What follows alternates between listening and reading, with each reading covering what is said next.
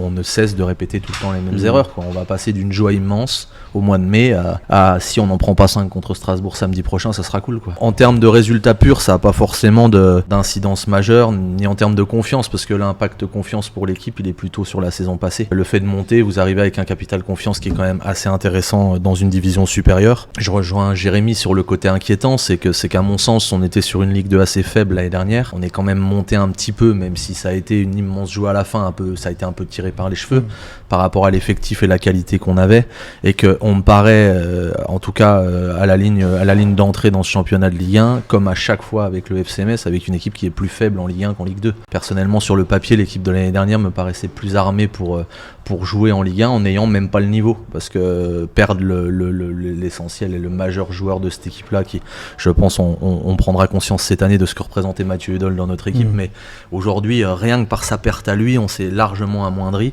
Donc c'est là que c'est inquiétant, c'est en capacité à se dire est-ce qu'on va être armé pour pouvoir lutter une division qui est bien plus forte que celle de la Ligue 2. Là, avec l'effectif actuel, ça paraît quand même assez compliqué. Et il y a encore des départs à prévoir. Sûrement, parce qu'il y a toujours les petites surprises de fin, voilà, avec le Sadibou Sané qui est quand même pisté. Par exemple, Sabali, qui est notre meilleur buteur l'année dernière sur la saison en Ligue 1, va pas toucher un caramel quand même. Ça va être un joueur de complément. Pour moi, c'est pas un joueur qui a le niveau.